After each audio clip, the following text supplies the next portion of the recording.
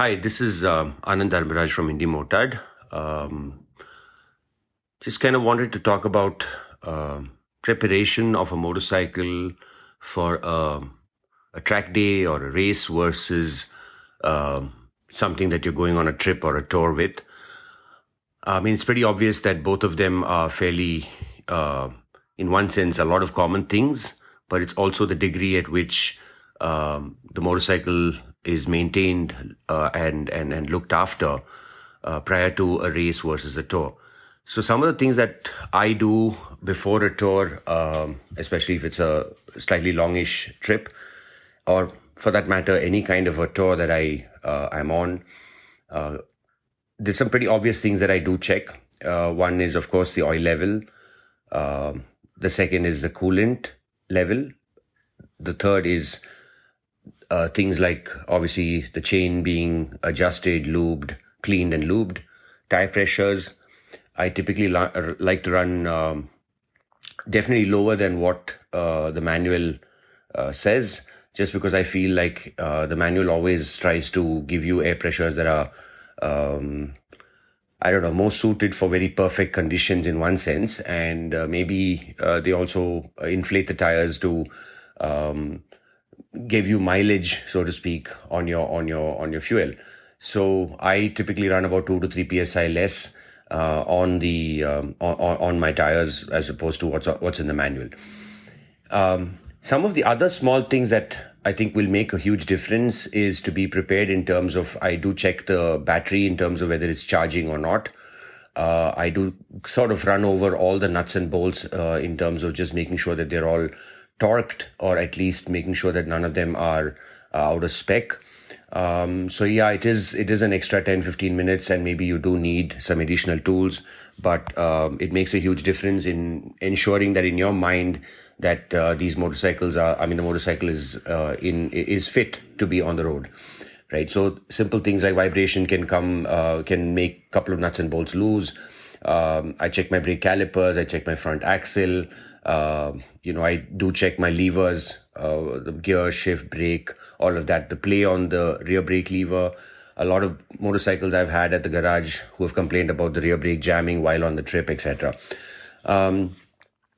I do check the battery charge. So if you have a multimeter, it's fairly straightforward. You do want to start the bike. You want to know what the voltage is before the bike starts. And once it starts, typically you're looking for about 1 volt plus or minus a couple of points of extra voltage to make sure that the stator is doing its job and the rectifier is doing its job, and charging the battery again. So especially if you're running additional auxiliary lights, horns, etc., and you have the lights on, they do take up more juice than normal. So all of these batteries are, and the voltage and the current in the batteries is sort of obviously rated for what the manufacturer decides. But at the same time, when you're adding all of this, it's important to understand that it is going to take up some bit of juice, even if it's LED, etc. This you don't want to be using it for too long. Of course, the higher end lights, auxiliary lights that are available have cutoffs and relays to prevent excess juice. Excess discharge of the battery. Nowadays, of course, everybody's got either a USB charger, sort of a phone holder, etc., because you're using maps. These are some typical things that I sort of go through on a touring motorcycle. I just kind of very briefly wanted to sort of share also, if I was to go to the track, this becomes a lot more thorough, which means that I start from the front of the motorcycle. I check for brake pad wear. Obviously I bleed the brakes. I check for all the nuts and bolts that I mentioned. I make sure the steering column, the steering bolt nut is tight enough and it's not catching in any way. That the cables are not tight when you turn the motorcycle here left or right.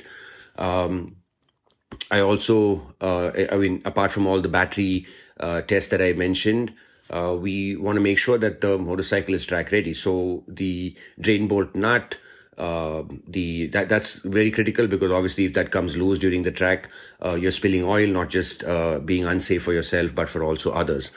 The chain adjustment on the slack on it, the chain lube, the chain clean, And of course, suspension, which is a huge part of this whole track riding experience, is to make sure that your sag is set up right. And as much as you say it's done once and you just leave it at this, it does change, right? I mean, your weight will change, your weight will vary. Maybe you bought a new set of leathers, gear. So that does change some values in the sag values.